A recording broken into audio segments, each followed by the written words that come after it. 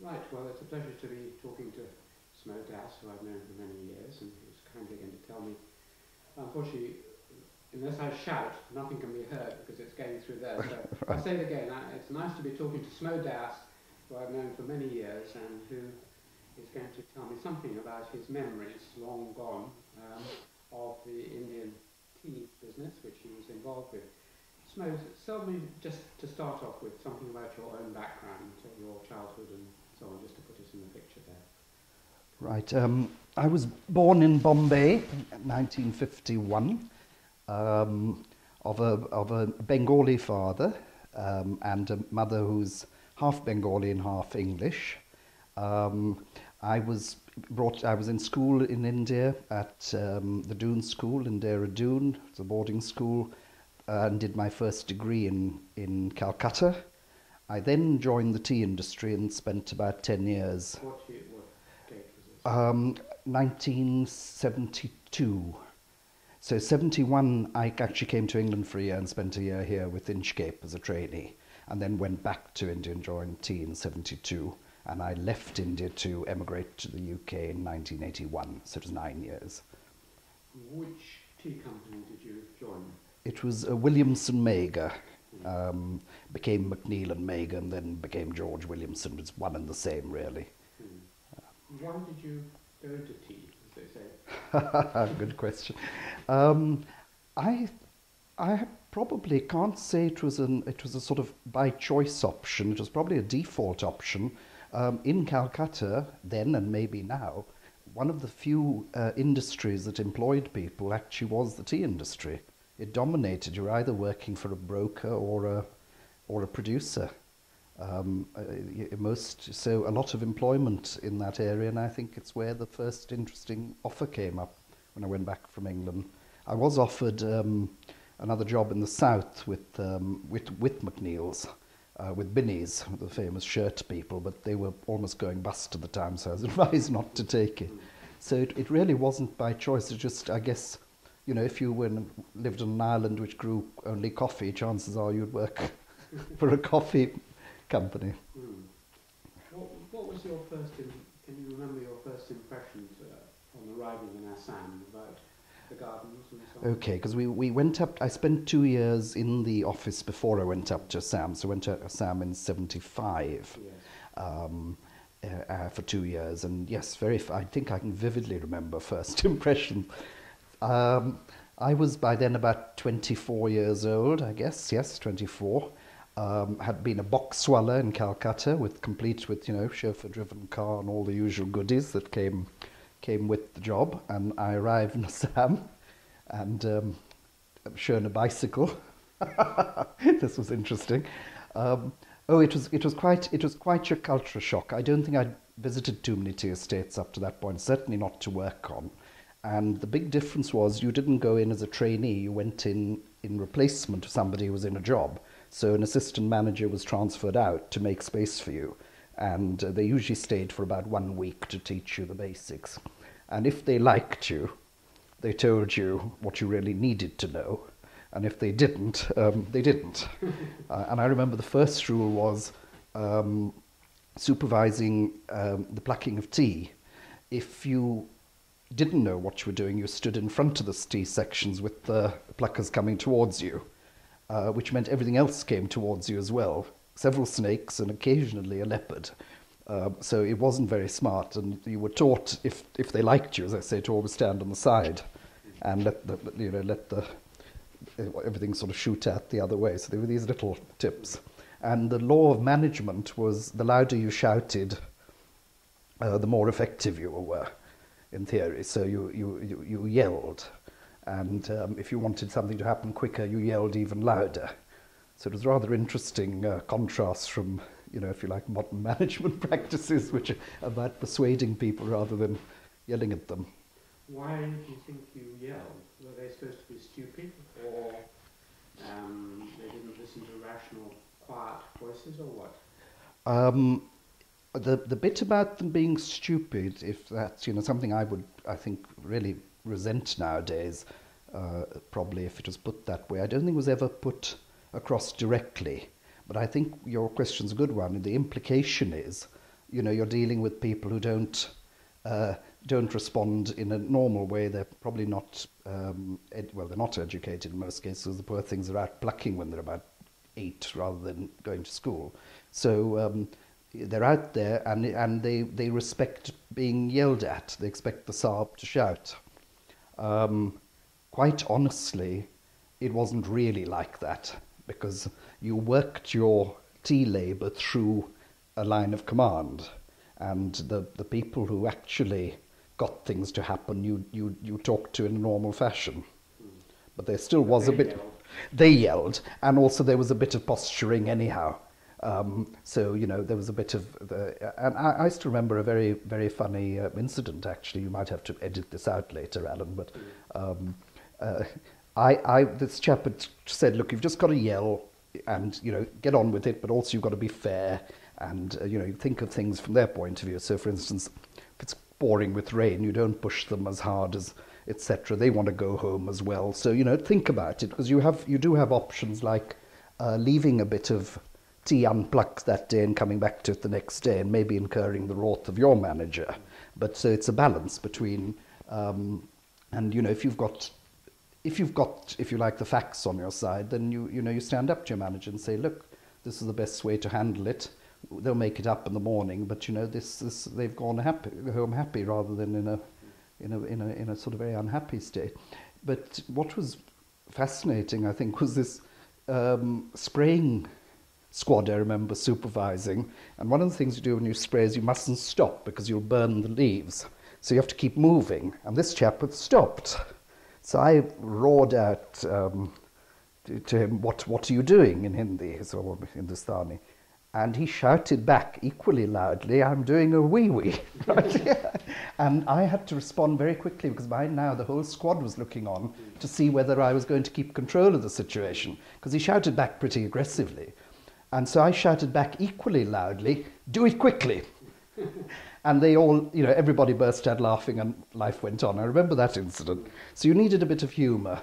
But it was, you know, quite a vivid... I mean, if you'd used those techniques with the clerks in the office in Calcutta, you know, you'd be out on your ear in about 2 minutes flat.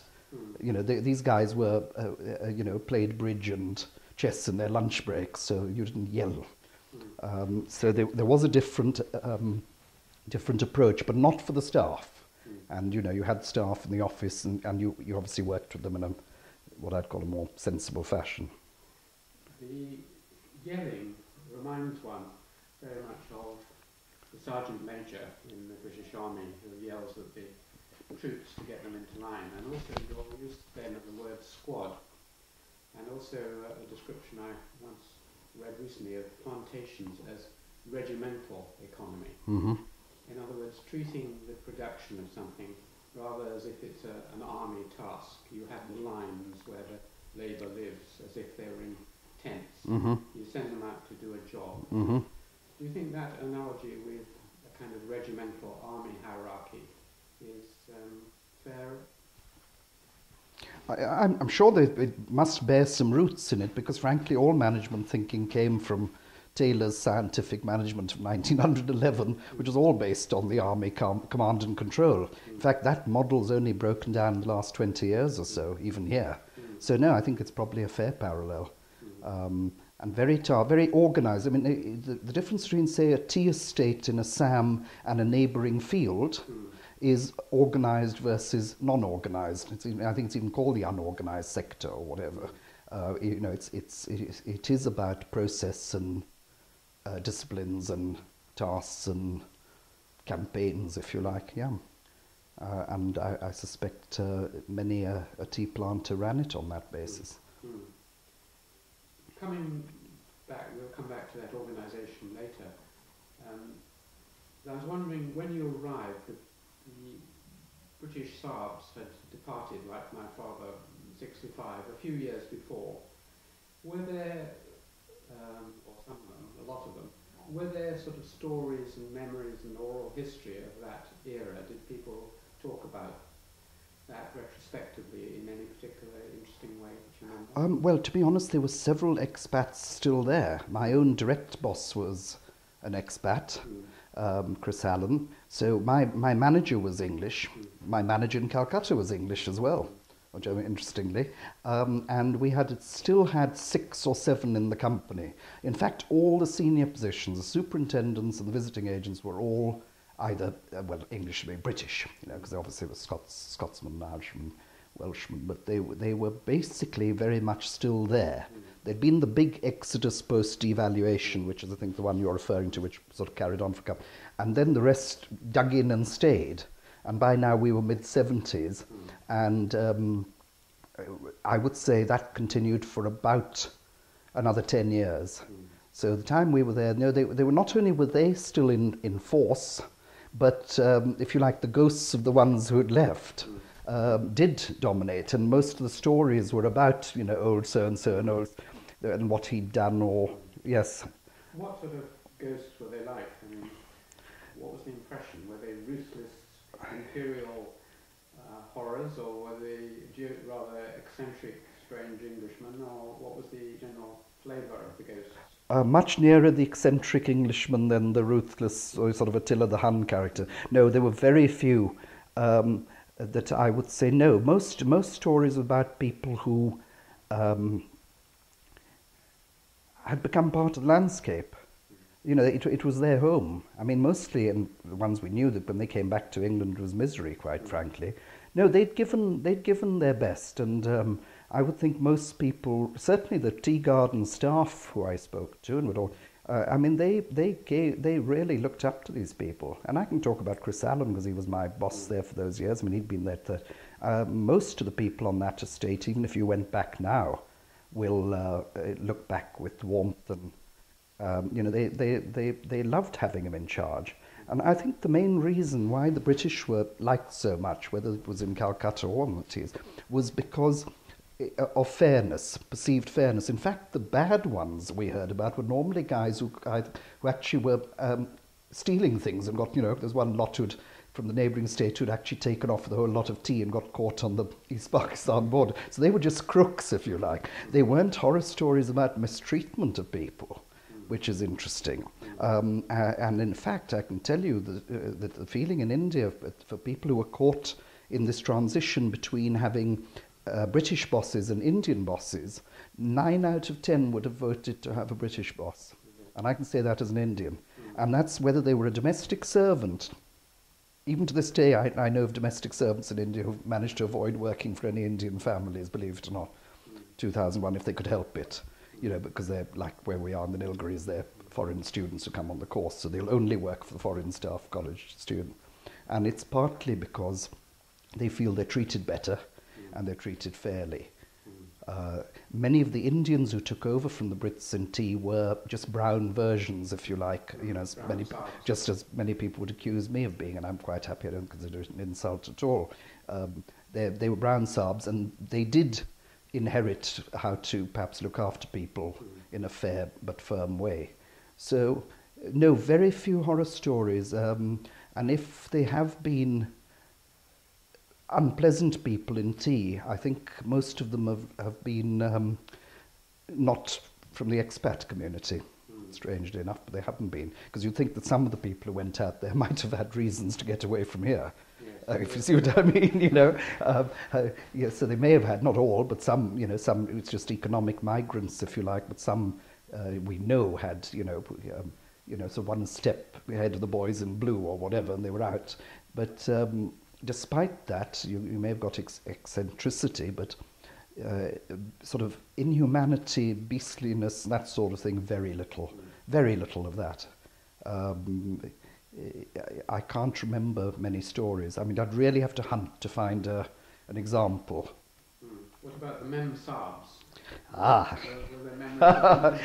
there were some famous Mem Sabs, but again, most of them with the Borough Mems were, it was, maternalism, to coin a phrase, if you like. It was done for the best.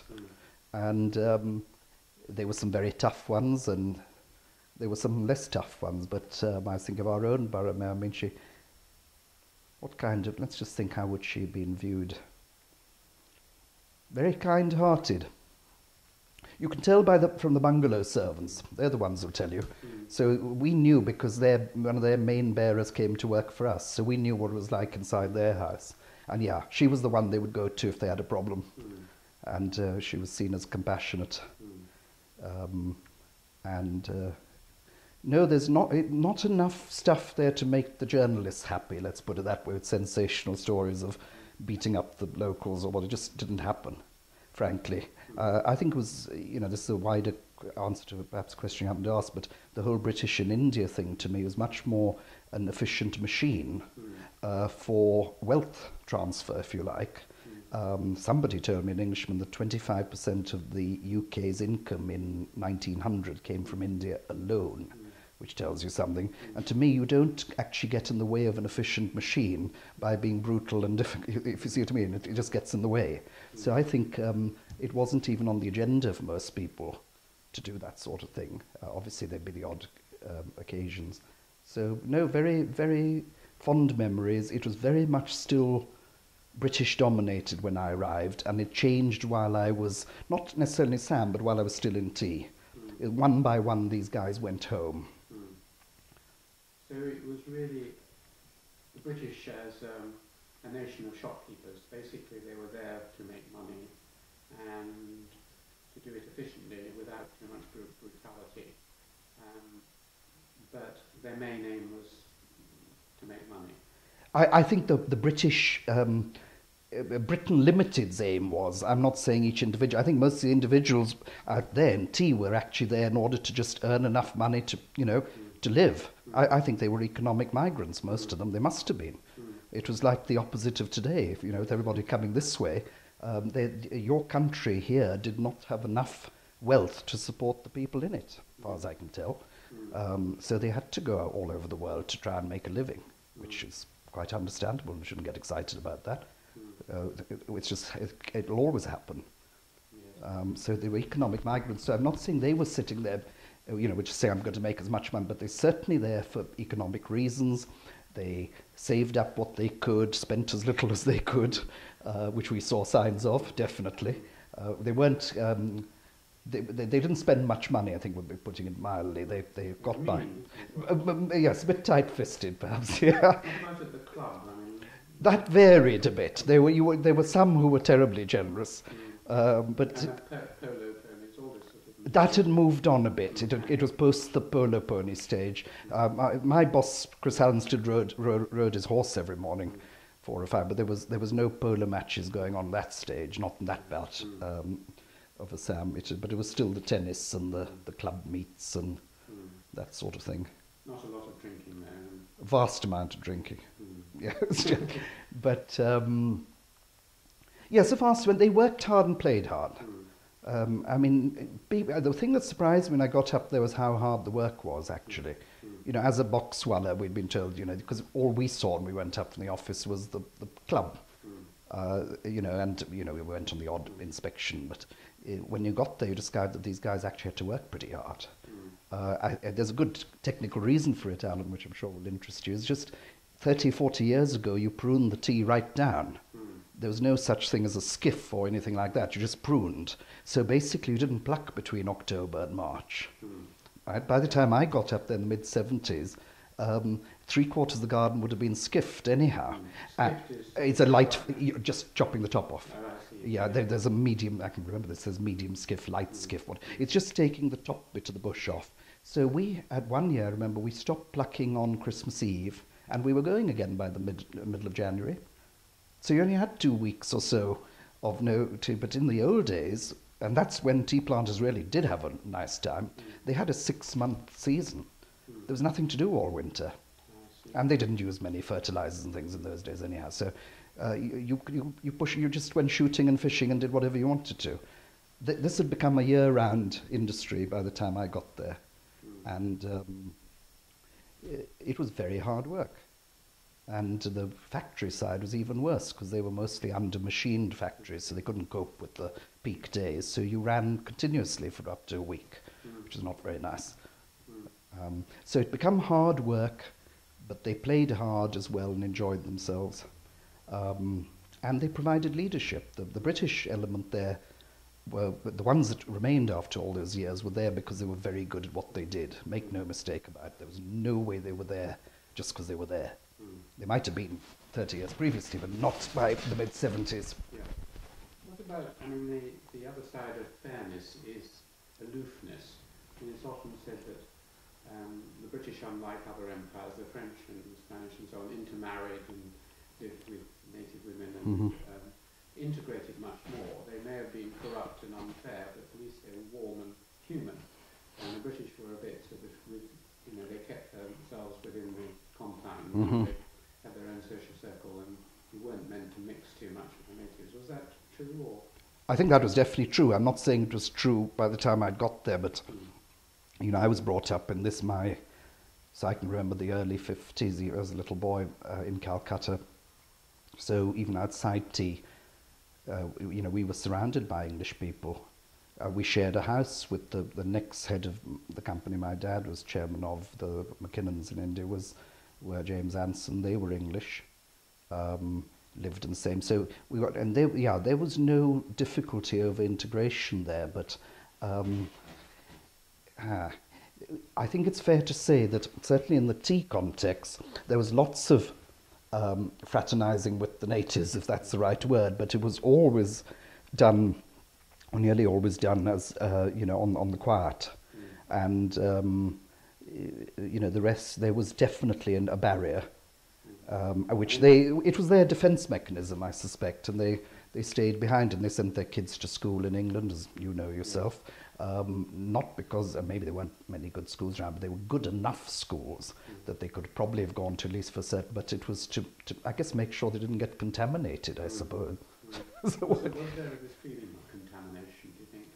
I think when it went to, I know from Calcutta where you couldn't even go, where was it? The Calcutta Swimming Club into the mid-50s was closed to non-Europeans.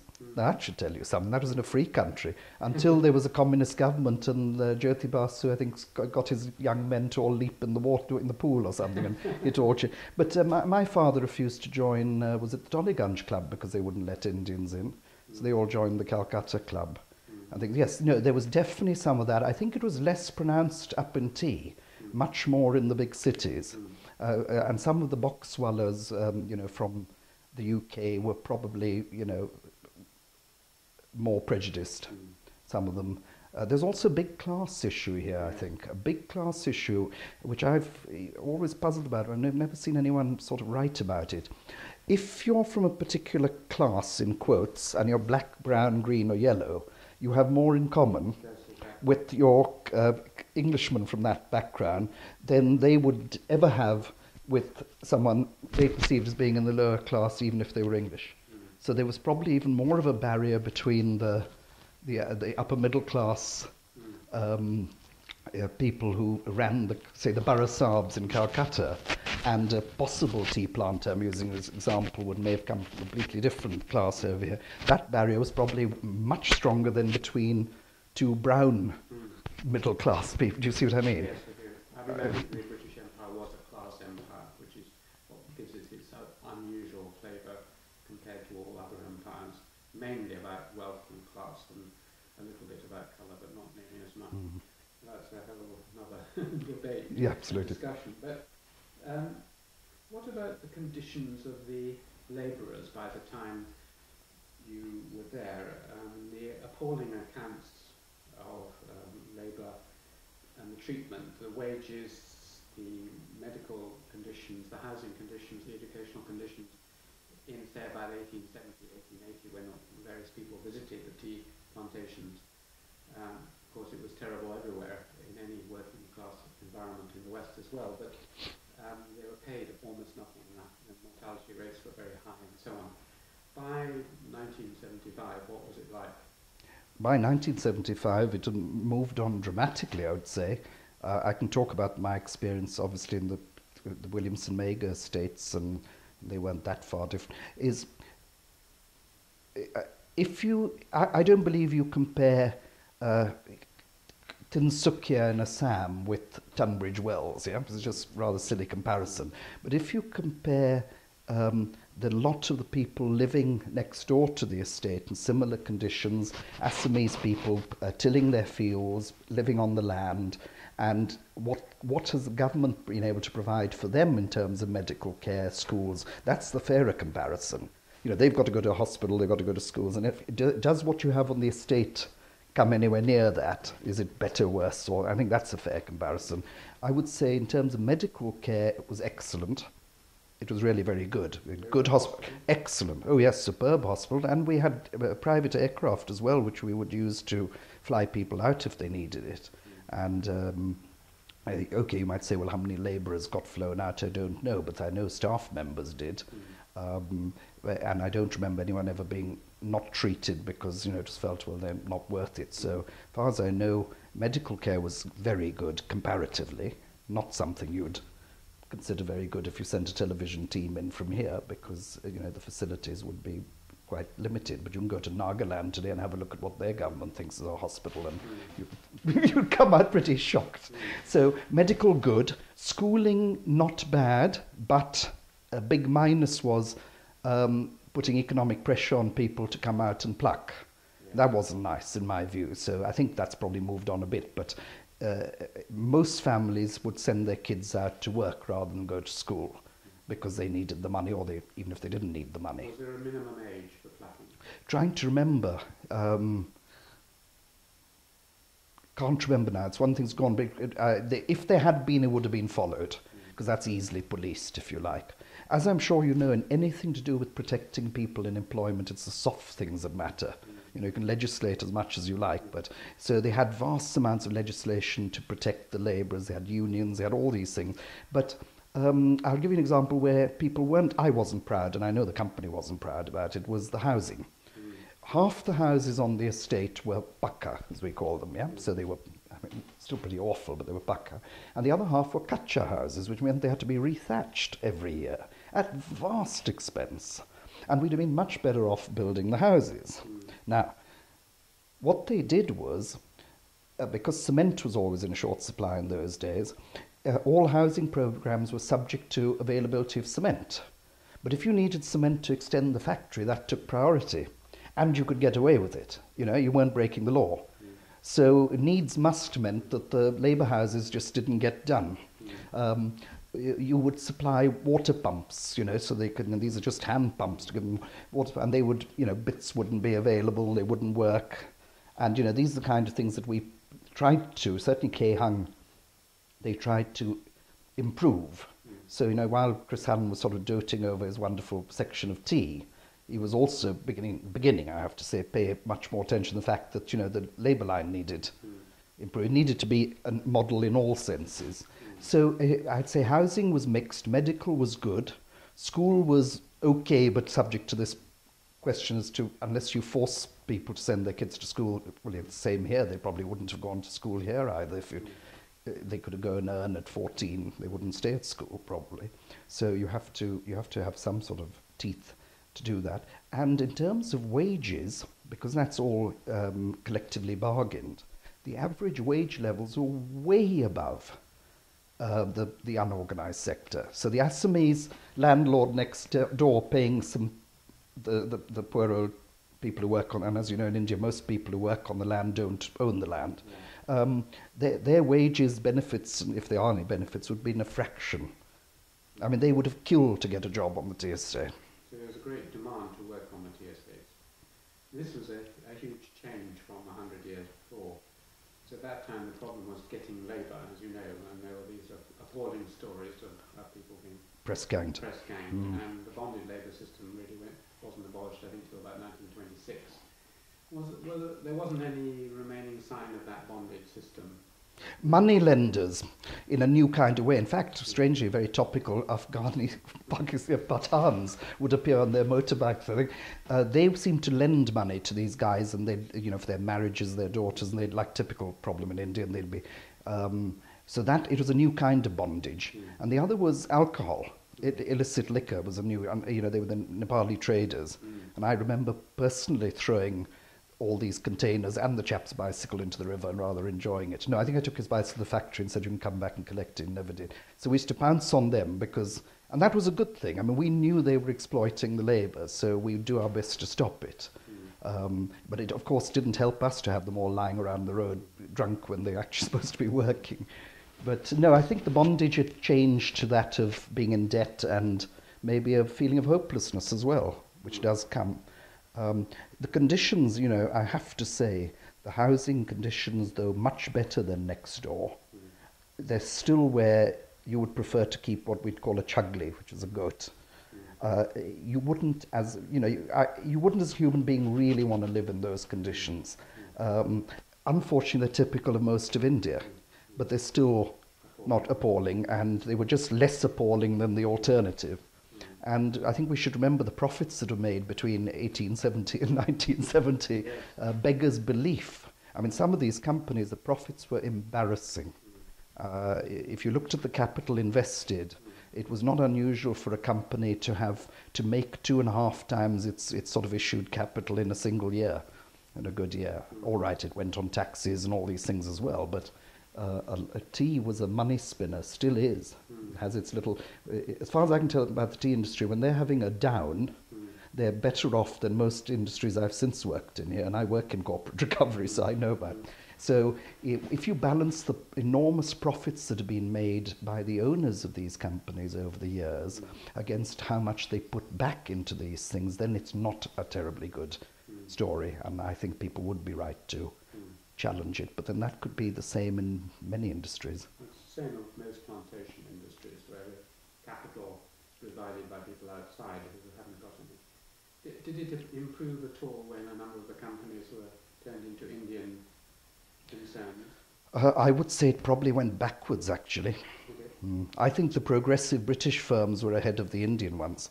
And I mean, as this stuff, well, you can publish it as you wish. I mean, speaking freely, again, a bit like my analogy about the domestic servant not wanting to work for an Indian own, the Indian entrepreneur has not been, you know, the best, the most responsible corporate citizen. Let's put it that way. I think the British companies that remained or were probably the most progressive ones. That's why they were still there. So the situation now, insofar you haven't been back or looked at it really, but your impression would be that things have been on a level or declining plane really since you left, or? Yes, it's hard to say. I mean, I have visited and kept in touch with people who've been in it quite a lot. And I get the impression that, I mean, certainly, you know, from a point of view of a life of being up in Assam, it's lost all its glamour, if that was ever the word, the nice bit, because of terrorism in Assam and people being kidnapped on tea estates, it's become a pretty horrible environment. You're unsafe. So, and one or two companies rather foolishly paid ransoms when their managers were kidnapped. So that's, of course, made it impossible. So it's not, I think that's gone down. I think the lot of how much better or worse off the labourer is today on a tea estate in Assam against his local counterpart, I don't know the answer to that. But I suspect it's not changed a huge deal. Again, it's hard to tell in India because the people in India seem to have progressed. There's a whole new middle class of people, and I don't think the tea garden labour got into that. But maybe the staff have, and I don't know, because there's been a definite improvement in the livelihoods of in the last 10 or 15 years of that segment. But, you know, that's more likely people working as computer operators or whatever, if you see what I mean. So, don't know. There are three, that's all absolutely marvellous. There are three rather specific questions that interest me, but if I could just ask them quickly. Sure. One is to do with health. Assam was famous for its malaria, and the Ross Institute and so on were there to investigate malaria.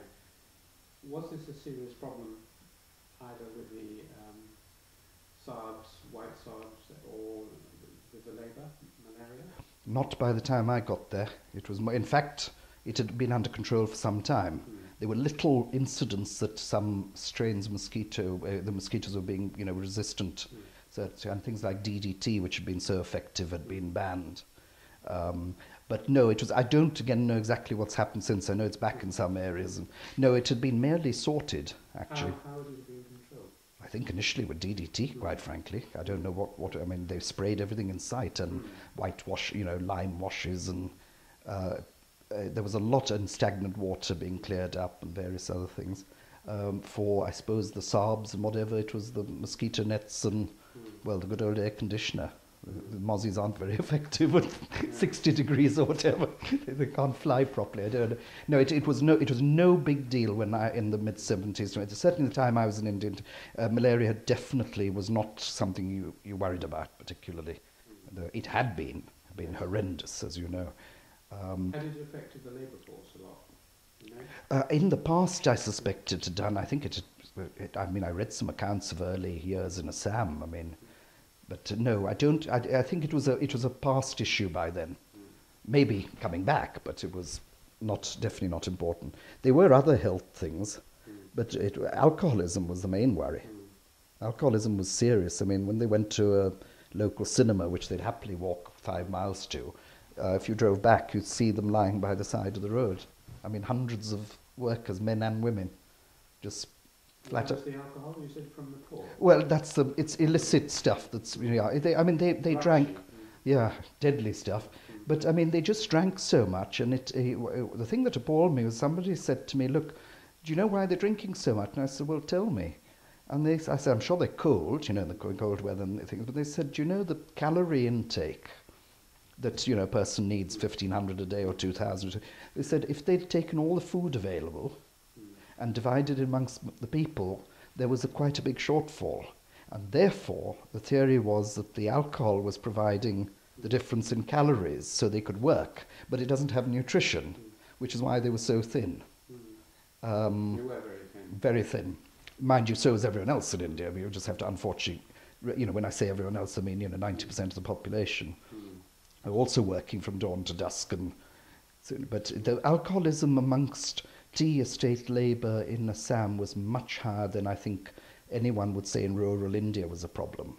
Well, that again, maybe you said working from dawn to dusk, and that was my next question about the hours of work. A lot of the plucking was done by women, wasn't it? They were better at it, basically. Yes. And what was the sort of normal week's work or month's work pattern for pluckers? Well, it was generally the way we did it was based on Hazra, which is the tikka, which was incentive based. So which is a good way to run a thing, is that they were paid on output rather than input. So if they wanted to get cracking earlier, they tended to. But it was more. I guess it was daylight hours had a lot to do with it, no, it was. I guess it was not unusual. I mean, our heavy work, our machine shifts with the heavy equipment for spraying, we did 6-hour shifts, 2 6 hours, because you couldn't really take more of these things vibrating on your back than that anyhow. So that was 12 hours. But for people on plucking, they could work 10 or 12 hours a day. But quite a lot of the times also spent gossiping, chatting, and standing around, if you see what I mean. The point was, if the incentive was, if you're being paid on the weight, then you got on with it, generally. Being paid on the weight, the figure that, there are a lot of vague figures about how much a woman could pick. One newspaper article I read suggested that an average of £10 a day, and although Harlow's book on tea manufacturing suggests £30 to £40 a day, and the calculation was that a pound of tea would take something like 3,000 tips. And that meant that you had to pick, if it was £10, 30,000 tips a day. I worked out that with 2 hands, each hand had to pick 500 tips a minute to get enough tea. Well, clearly there's something wrong with this calculation. But do you have any sort of memories of how fast and how many? Well, it's certainly near the high, vaguely. I mean, I don't know if your calculations are all based on green leaf, because green to black tea is about 4.5 to 1, but it's presumably all green. But I seem to remember because we talked in kilos rather than pounds, and we would have been, I remember hearing figures as high as 20 and 30 kilos for the top pluckers. Yeah, kilos rather than pounds. 30, 40 pounds is Well, that's no more. I'm saying more than that. I'm saying £50 and upwards, but not the average. But a pound of tea takes an awful lot of tips. No, but I think where your calculation's gone wrong, it's not the tip. A lot of it has no tips in it at all. It's the 2 leaves in the bud is the fine plucking, which would be lovely if all of it was like that, but it isn't. A lot of it is good, heavy, getting down to branches, right? Or if you go and see it in Turkey, it is a branch. For each bit that they take off, if you just took the weight of tips, your calculation would be right. I mean, it'd be impossible. No, for everything they pluck, they'd probably be 10 or 20 times the weight that was in your calculation. Well, that would still make it 50. Well, the figures you're now giving me, we can get... Yeah, but these were actually weighed, so they actually happened, if you see what I mean. They actually brought them in, we weighed, we checked the scales. Scales are checked very carefully, as you can imagine. But they wouldn't bring in branches and so on? No, they'd try. They'd try. Yeah, but I mean, basically, if you lost control of the garden, which happened a lot in the monsoons, and it went on around longer than, say, 7 days, we used to be on 5, so when we could, then you would get a lot of wood. So it's twigs and things, and it's coarse, and you can't find pluck. There isn't enough of it. But no, it was well within their capability. And to be honest, the ones who wanted to make money could. The ones who didn't want to, or couldn't, or didn't feel like it, usually ended up in the bungalows. And as the male ones particularly, but they were there, and you'd say, why have you come off the garden when you could earn so much more money? And they generally say, well, we're in for the quiet life, thank you. We're talking about coming into the bungalows. That is not, I think, what you meant. A more discreet question. I discovered that my father had gone out to India at a time when it was customary for a young planter who wasn't allowed to marry to have a mistress, often a Kasi or a tribal mistress, and this is what my father did. And so I had a half-brother who was half Kasi. A lot of these planters' children were sent off to Father Graham's homes. I know my mother's interested in Father Graham's homes. Have you come across this institution? Do you know about it? The Kalimpong Homes? Yes. Oh, very well, because my wife's on the committee. Really? As I didn't know, I think you knew, or didn't know you knew. No, Lily's on the committee of the Kalimpong Homes. Yes, no, didn't know much about it when we were in India. Knew about it, but not since we got. Yeah, lots of people, and I mean, even in our company then, we had people working in the company that like the visiting agent's son, by a local woman, was in one of the factories, not one I was on, but there were plenty of people. And I know planters, but now sadly no longer alive, who married the Kasi woman, he knew, and actually married her and brought her over to England. So that did happen, but very seldom. Most of the time it was a parallel family. But if you weren't allowed to get married for 5 years, and you were 21 years old or whatever, it was inevitable, I would think. And that was something we talked about a lot when I went up there, about the local women and the planters, if you like, but most of it was past tense at that stage. So again, these stories about some of the departed expats were, how many women they'd been involved in or whatever, because there were some who had a steady mistress, if you like, and there were others who were sort of in quantity, if that's the right word. But it had long...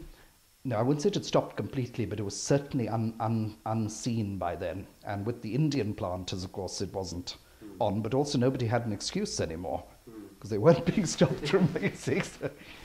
So it was a previous era, but it was a full-scale, a strange way. I just don't know what the thinking was behind it. I don't really know why, because when I applied to my company, which was a British company, to get married, I mean, they were delighted. But had it been a few years they would actually, you'd have to get permission. And this happened in Calcutta just as much as it happened in Assam. There was the thinking, as you know, behind not just India. I mean, in Britain, if you were joining an insurance company in the 1920s, you weren't allowed to marry until you were in your late 20s. It was a Malthusian view that basically until you just got enough stability in your life, economic and social, then it was bad to have a family. It would somehow detract from your work, and you would become a liability and you'd go to the dogs. So something which had previously been an informal rule with late marriage in English culture and history had become a formal rule of organisations. I mean, it's just you know, just the same as at schools. I mean, when you're 18 now and you go to a school, they won't allow you to marry a public school, but in 20, 30 years, who knows what will be. Yes, who knows? You probably go married. Yes, yes. All right. Now that was a lot. You know, that was obviously the chat in many an evening on the bar, some Mikey or the other. But it was getting well past that point when I got there, which is just well. And I was young and married with wife in tow. So any thoughts in that area? Definitely academic. There also. Bit of a hygiene issue, I think, as I have to say. I mean, that's you did notice, you know, it's a terrible thing to say, but I can still vividly remember that, is the labour, the actual smell of the people could be quite powerful. I mean, they really, because, I mean, partly because they didn't have kind of decent, they hardly had hot showers, so it's easy to be critical, but they worked manually, so you're going to sweat. I mean, they didn't smell any worse than some of the people you can smell on a London bus, if you see what I mean. But you were dealing with hundreds and thousands of them, so when you had to, so they were very smelly, which is quite an interesting sort of thing. So you thought that would have cooled a bit of passion, but maybe it didn't. The story was always that the Mikey would come in. The first thing was into the guest bathroom before she went anywhere near the Saab, if you see what I mean. Amazing, but. It was such a distinctive smell of unwashed people, as I guess happens everywhere. I mean, that's why it's sort of sweated, you know, why you get those phrases. But it was powerful, was powerful. One last question about health. I've been writing a lot about the medical benefits of tea. I wondered whether at any time people talked, I mean, they knew they were growing a plant which was going to be sold, and you were involved as a box roller as well. What was thought to be so good about tea? Did people ever mention that this might be a revolutionary drug or medicine of some kind, or was it mainly the caffeine and stimulating effect, or why did... I have to say, tea was just regarded as a good thing. Partly because of the culture in India. India's, as you know, a crazy tea drinking country as well, I suppose, the best way to put it. Only recently, but you know, certainly in the mid-70s they were all drinking tea everywhere. So I think a cup of tea is always regarded as healthy and good. Yeah, and there were various stories about how good it was for you. I think that's got stronger now. But no, I think we felt quite happy that we were producing something that was beneficial, and we never had any doubts about that. It wasn't opium. No, it wasn't opium anyhow. And we had some doubts, and we would knock coffee if we got half a chance by just saying, well, you know, caffeine and all the rest of it. But no, we were always looking for more and more stories, obviously, to, you know, independent ones to back up its beneficial effects.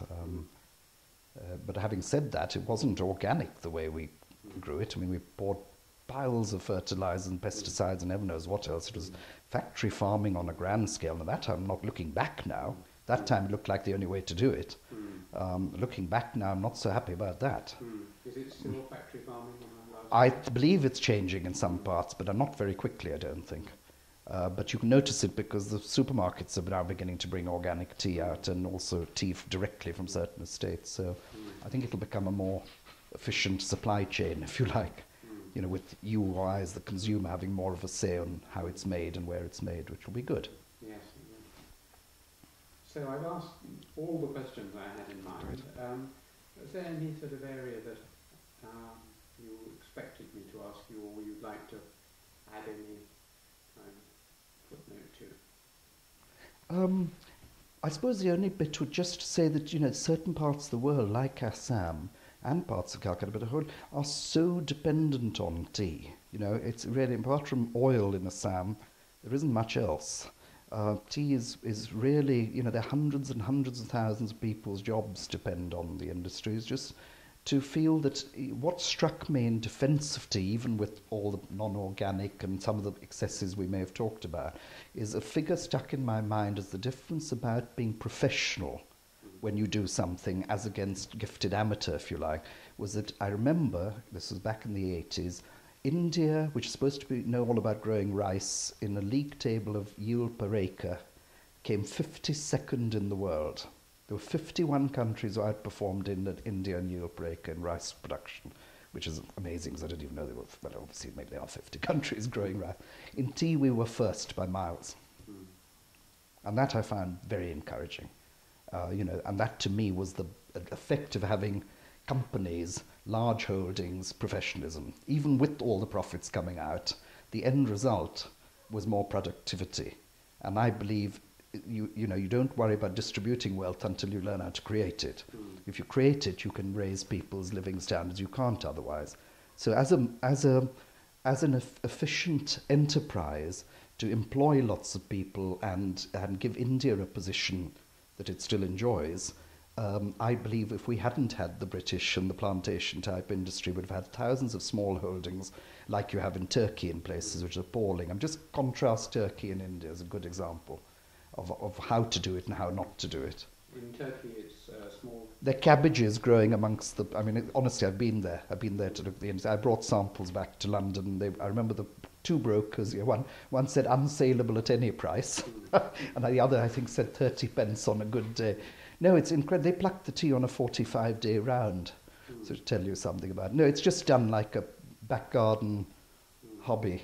And not run properly in big government factories, or used to be anyhow. So it was just, so private sector, all the capitalism bit, if you like, which people are so quick to criticise, actually employs people. If we'd had a socialistic sort of commune way of doing it, I can assure you half the people would be in work, and the standards would be appalling in the hospitals and everywhere else.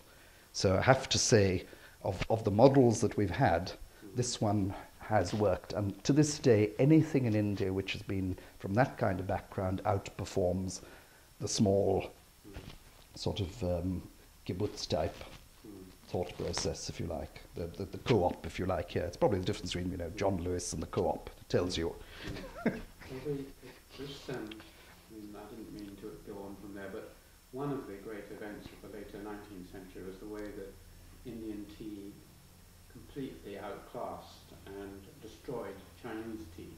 China stopped exporting tea more or less because the superior efficiency of the Indian tea.